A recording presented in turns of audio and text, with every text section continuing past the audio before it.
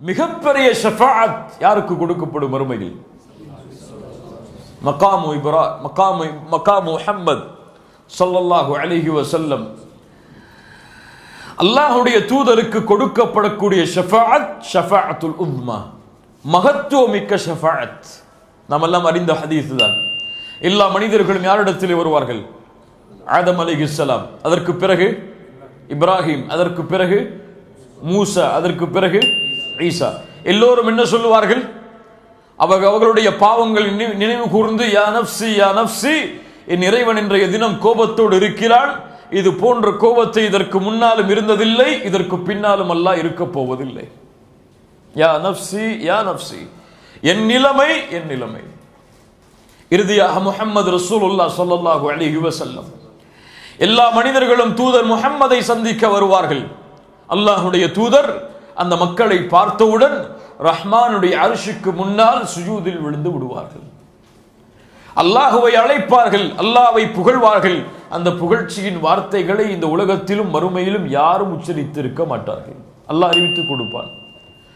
அல்லாஹ் அந்த அழைப்பிற்கு பிறகு, அந்த அழுகைக்கு பிறகு அல்லாஹ் அழைப்பான், யா முஹம்மத் இர்ஃபா அஸக், தூதரே தலையை உயர்த்துங்கள், கேளுங்கள் கொடுக்கிறேன், சிபாரிசை ஆரம்பம் செய்யுங்கள், சிபாரிசை ஏற்றுக்கொள்கிறேன். தூதர் சிபாரிசை ஆரம்பம் செய்வார்கள். யா உம்மதி யா உம்மதி, யா அல்லாஹ் என் சமூகம் என் சமூகம். அல்லாஹ் சிபாரிசை ஏற்றுக்கொண்டு சொர்க்கம் நுழைந்ததற்கு பிறகு வாய்ப்பளிக்கப்படும் முஃமின்களுக்கு சிபாரிசு செய்வதற்கு. முஃமின்கள் சிபாரிசு செய்வார்கள். எங்கே நுழைந்த பிறகு? சொர்க்கம். அல்லாஹ்விடத்திலே கேட்பார்கள், யா அல்லாஹ் இந்த பூமியில் எங்களோடு வாழ்ந்த மனிதர்கள் எங்கே? எங்களோடு வாழ்ந்த முஃமின்கள் எங்கே? என்னோடு வாழ்ந்த என்னுடைய நண்பன் எங்கே? அல்லாஹ் ரப்புல் ஆலமீன் கூறுவான், அவர்கள் நரகத்தில். யா அல்லாஹ் அவர்கள் எங்களோடு உன்னை வணங்கினார்கள், எங்களோடு உன்னை தொழுதார்கள், ஏதோ சில பாவங்களின் காரணமாக நரகம் சென்றிருக்கிறார்கள், அவர்கள் இங்கே வரும் வரை நாங்கள் திருப்தி அடைய மாட்டோம். முஃமின்களுடைய தொடர்பு அவ்வளவு முக்கியமானது. நல்ல நண்பர்களுடைய தொடர்பு அவ்வளவு முக்கியமானது. நாளை மறுமையில் நல்ல நண்பர்கள் சொல்லுவார்கள், யா அல்லாஹ் என்னுடைய நண்பன் நரகத்தில் இருக்கும் பொழுது நான் சொர்க்கத்தில் நிம்மதியோடு எப்படி இருப்பது?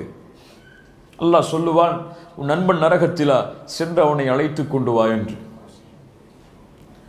அழைத்து கொண்டு வருவான். மலக்குகள் எல்லோரும் கேட்பார்கள், நீ யாருடைய சிபாரிசால் வந்தாய்? நபிமார்கள் உனக்கு சிபாரிசு செய்தார்களா? இல்லை.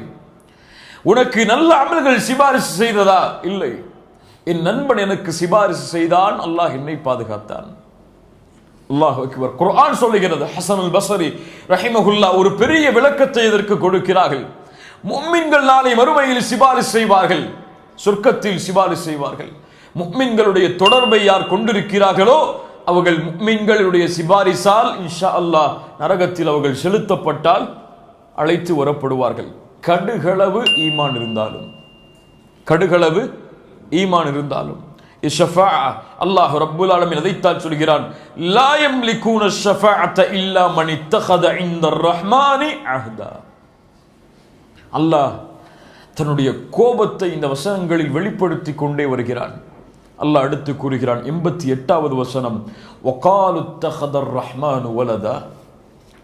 இந்த காஃபிர்கள் எந்த பரிந்துரையும் செய்ய முடியாத, எந்த கண்ணியமான இடத்தையும் தங்களுக்கு உரித்தாக்கிக் கொள்ளாத, நரகத்தையே தங்களுக்கு சொந்தமாக்கிக் கொள்ளக்கூடிய இந்த காஃபிர்கள் சொல்லுகிறார்கள், ரஹ்மான் தனக்கு மகனை எடுத்துக் கொண்டான் என்று. வகாலு இத்தகதர் ரஹ்மானு வலதா லகத் ஜிஅ்தும் ஷைஅன் இத்தா. எவ்வளவு மோசமான அபாண்டமான பழிச்சொல்லை அல்லாஹ்வின் மீது போடுகிறார்கள் இவர்கள். லகத் ஜிஅ்தும் ஷைஅன் இத்தா. அல்லாஹு அக்பர். தகாது ஸமாவாத்து யதஃபத்தர்ன மின். ரஹ்மான் தனக்கு மகனை எடுத்துக் கொண்டோம் என்று சொல்லக்கூடிய இந்த வார்த்தையால் வானம் பிளக்கிறது, பூமி பிளக்கிறது, மலைகள் சுக்குநூறாக நொறுங்க காத்து கொண்டிருக்கிறது. அல்லாஹு அக்பர். எதை உணர்த்துகிறது? ரஹ்மானுக்கு மகன் இருக்கிறது என்று ஒவ்வொரு முறையும் சொல்லும் பொழுது வானம் பயப்படுகிறது அல்லாஹ்வுடைய வேதனையை, பூமி பயப்படுகிறது அல்லாஹ்வுடைய வேதனையை, மலைகள் பயப்படுகிறது அல்லாஹ்வுடைய வேதனையை. ஆனால் முஸ்லிமுடைய உள்ளத்தில் எந்த உணர்வும் ஏற்படுவதில்லை. அதை கேட்கக்கூடிய ஒரு முஸ்லிம் அது அவனுடைய கொள்கை என்று விட்டு சென்று ஒதுங்கி விடுகிறான். அதை விட்டு அவனை தடுப்பதற்கு, அதை விட்டு அவனை அழைத்து வருவதற்கு அவனுக்கு உணர்வு ஏற்படுவதில்லை. உணர்வில்லாத, உணர்வுடைய, அறிவு இல்லாத அல்லாஹ்வால் படைக்கப்பட்ட படைப்புகளே இந்த வார்த்தையை பயப்படும் பொழுது ஏன் ஈமானை ஏற்றுக்கொண்டிருக்கக்கூடிய அறிவுள்ள புத்தி உள்ள ஒரு முஸ்லிம் இந்த வார்த்தையை பயப்படவில்லை? ஹுத்ஹுத் பறவை, சுலைமான் அலைஹிஸ்ஸலாம் அவர்கள் தேடுகிறார்கள், எங்கே ஹுத்ஹுத்? அதை பார்க்கவில்லையே. அது ரொம்ப தூரம் எங்கே விட்டு எங்கே சென்றது அனுமதி இல்லாமல் திருப்பி வரும்பொழுது சரியான காரணத்தை கொண்டு வரவில்லை என்றால் அதை நான் அறுத்து விடுவேன், கொன்று விடுவேன், வேதனை தந்து விடுவேன். சுலைமான் இடத்திலே ஹுத்ஹுத் பறவை வேக வேகமாக வருகிறது. சுலைமானே, நீ அறிவாயா? ஒரு கூட்டத்தை பார்த்தேன். ஒரு பறவை பேசுகிறது. அல்லாஹ் குர்ஆனில் ஒரு பறவையின் பேச்சை பதிவு செய்கிறான். மறுமை வரை இருக்கக்கூடிய அல் குர்ஆனில் ஒரு பறவை பேசுவதை அல்லாஹ் தூதருடைய சமூகத்திற்கு பாடமாக ஆக்குகிறான். ஒரு பறவை சொல்லுகிறது, சுலைமானே, ஒரு கூட்டத்தை பார்த்தேன். அந்த கூட்டத்தை ஒரு பெண் ஆட்சி செய்கிறாள். அந்த கூட்டமும் அந்த பெண்ணும் சூரியனுக்கு சுஜூது செய்கிறார்கள். சுலைமானே, இவர்கள் அல்லாஹ்விற்கு சுஜூது செய்ய மாட்டார்களா? ஒரு பறவை கேட்கிறது. அவன்தானே மறைவானவற்றை அறிபவன், அவன்தானே எல்லாவற்றையும் சூழ்ந்தறியக்கூடிய அறிவுள்ளவன். அந்த ரஹ்மானுக்கு இவர்கள் சுஜூது செய்ய மாட்டார்களா என்று ஒரு பறவை கேட்கிறது.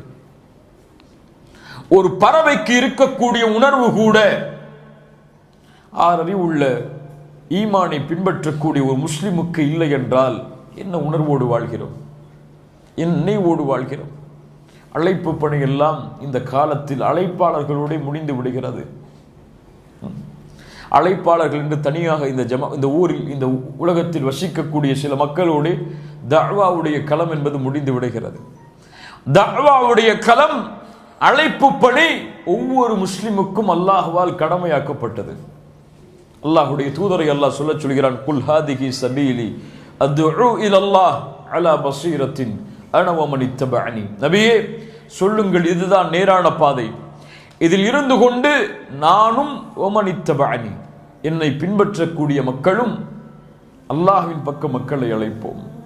தஅவாவை அல்லாஹ் ரப்புல் ஆலமீன் இங்கே நிறுத்துகிறான். லக்கத் ஜிஅ்தும் ஷைஅன் இத்தா தகாது السماوات يتفطرن منه وتنشق الأرض وتخر الجبال هدا أن دعوا للرحمن